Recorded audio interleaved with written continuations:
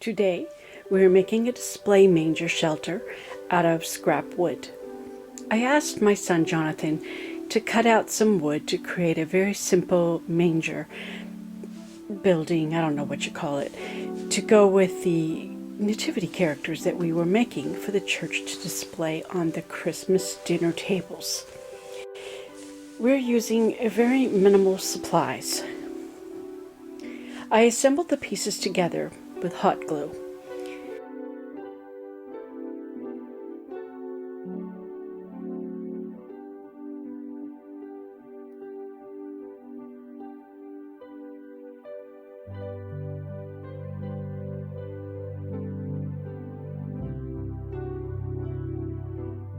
Knowing it's not a truly stable construction, I pulled out my scrap reed pieces left over from weaving baskets.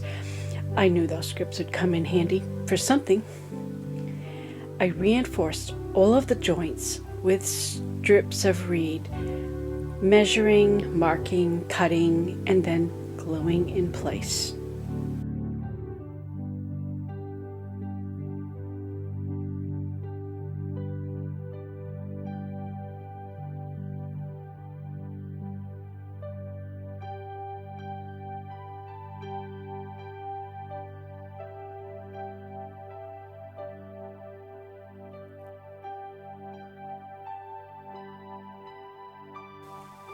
I got together with the ladies of the church to help make the nativity characters. We asked the ladies to save and donate their dish soap bottles for this crafting session. I was worried that we were not going to have enough bottles, so I grabbed whatever I could find that I might be able to turn into a humanoid figure. I will share future videos of that whole process, showing you the different options for creating the different characters. I might have to devote one video per character. So this entire project is made from scraps, or what would otherwise be trash. I love turning trash into treasure, or finding affordable solutions without going out shopping for materials.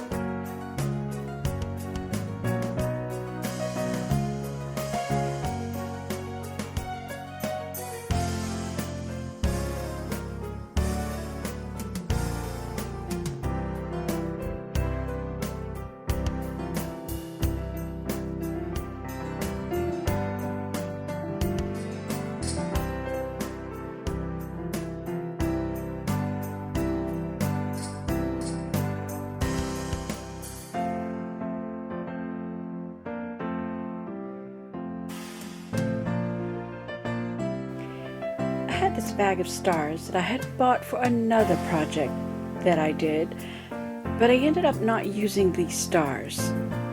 That is the problem with us crafters. We're always buying stuff that just kind of collects in our house. So if I look through my stash, I can usually find something I can make use of, even if it's not what I was first intending to use. I might find another material that would work in its place. I had a bag of dried corn silk that I had intended to craft into dolls many years ago, but I never got around to doing that. I've had this bag for years. I was thinking they might have the appearance of shingles on a roof, so that's what I did with them. I still have some left over. I could still make those dolls if I get around to it. You can cover the roof with pieces of bark, small sticks that you collect from the forest, Spanish moss, just about anything from nature that you can find.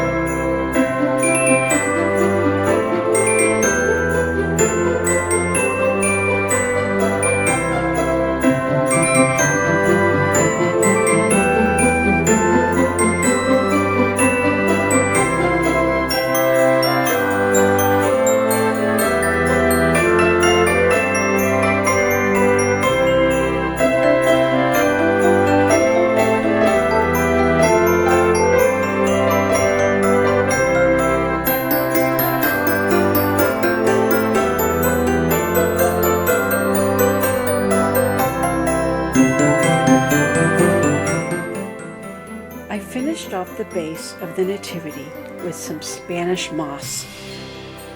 This bag I actually picked up at a local thrift store. Secondhand shops and thrift stores, Habitat for Humanity are all wonderful places to get cheap crafting supplies, because there's always that crafter that will eventually clean out all of their stuff, because it just collects, and piles up. They clean out their stuff and they say, oh, I can't throw this away. Somebody will make good use of it. I'll donate it to the thrift store or the secondhand shop or the consignment shop or whatever. Somebody will make good use of it. So that's a great place to look.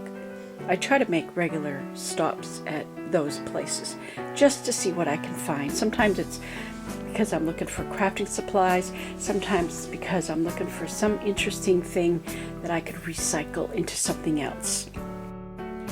The only real expense is the glue.